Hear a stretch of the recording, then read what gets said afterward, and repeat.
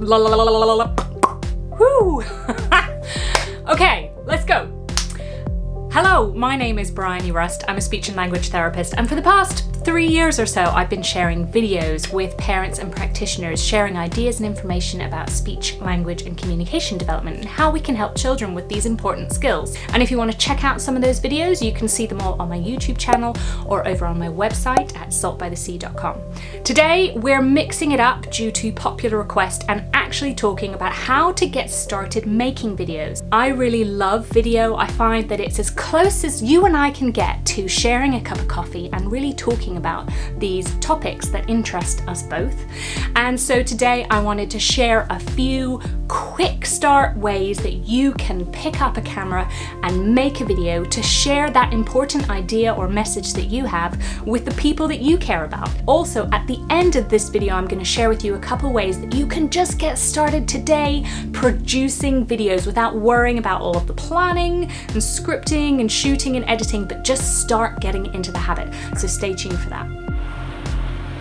So, without further ado, let's start with our first topic, which is what essential gear do you need to get started? You don't need very much. That phone in your hand right now, you can start making videos with that. And if you want to invest in anything, look into getting yourself a little microphone that you can plug into the bottom of your phone. You might want a tripod. That makes things a little bit simpler, but you can even just set your phone up, propped up with a pile of books. Don't let the lack of gear get in your way. Sit yourself or stand in front of a window so that you've got some natural light. I've still managed to put off purchasing any fancy lighting gear. And sometimes on like a windy, blustery grey day, it's a bit of a pain not having a fancy light, but most of the time it's okay. And you learn to kind of find out when the light is a little bit better in your room or when you've got a little bit of a brighter spot in your house, and you learn to shoot there. When you are setting up your camera and propping it up, make sure that you set your camera up to be kind of eye level with you so that you can have a bit more of a sense of connecting with your audience. I think this is really crucial. How do you create a sense of really talking to the person that is going to be watching your video? And you might hope that more than one person will watch your video, but try and think about one person in particular who you are really thinking about and really wanting to reach. Lots of the topics for my videos crop up in conversation with parents, either on the phone or within therapy sessions.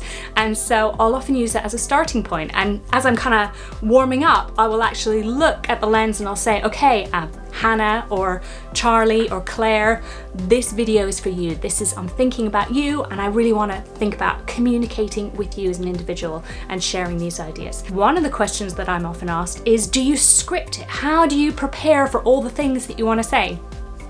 Yes, I do sometimes script things, but sometimes I'll just sit down with a pad and a pen and I'll just write down some key bullet points. Find whatever works for you. It's useful to have some notes so that you cover all those main points that you want to get across, but it's not essential to have everything scripted. Anything that you have missed out, don't worry, you can always pause and shoot another clip. You don't have to get everything perfectly presented the first time. In fact, perhaps shooting a video in many ways is easier than preparing a fancy talk or a presentation that you were to give in person, because there's always the option to edit. People ask me, what software do I use? How do I get subtitles up? And all of these things you can figure out one step at a time by searching it up online. And there's a gajillion useful mini tutorials about every specific topic that you could ever want on YouTube.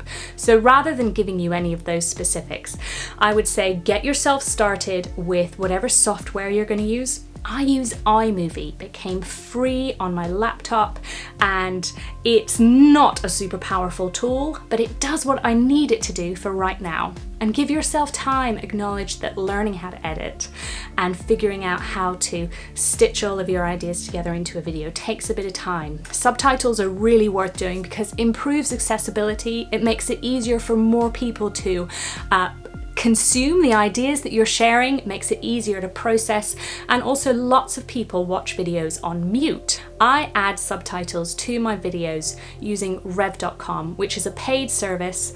I personally find that it's well worth it because someone somewhere takes my video and transcribes everything that I say. Thank you very much, transcriber.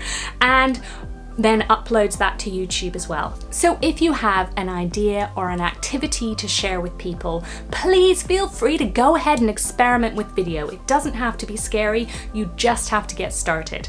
And there's lots of ways that you can just kind of dip your toe in the water without having to set up a camera and a tripod and sit in front of a window and think about all that kind of thing. You can just start getting familiar with talking to camera. Get comfortable with hearing your voice, which on playback always sounds different than it does in your head, and just get comfortable with the idea. And so I would like to challenge you to a couple quick ways of doing this. Your first way is to just send your mum a WhatsApp video message, or your friend, or whoever, and just, you know, as you're going, just shoot that little video, and instead of texting your friend, just send them a little video. Hey, what are you up to? This is me, I'm practicing my video. It's hard and scary, but I really want to share these ideas with people, so I'm getting over the discomfort and you are my practice guinea pig, you know? Another service that is a great way to just get started in producing videos and sharing them with people without any kind of editing is a service called Loom. And it's just a great way to get started. It just uses the camera on your laptop and you can set it up to just show your face, or you can also screen share. Really useful if you want to talk people through things. Say you made a presentation, you can talk them through it whilst also having your video, your little face there, which is a really useful way of connecting with your audience so they can see the presentation that you've made as well as see you talking it through. There's endless ways to create videos. Find what feels comfy for you, what feels doable, what you could do today to just start looking into the camera and saying, hi, this is me, I have an idea that I want to share with you, let's get going. This video is a bit off topic for me usually, you know, I'm usually sharing ideas about communication, but actually, hey, you know, video is a way that we're communicating a lot these days. And so I hope that this encourages you to just have a go. And if you have a go at making a video, please let me know in the comments, because I love hearing from people who are also dipping their toe in the video water and finding out how they can use it to serve their audience and share their message. So I really appreciate you being here today. Thank you so much. Let me know how it goes for you, and I'll see you next time. Take care.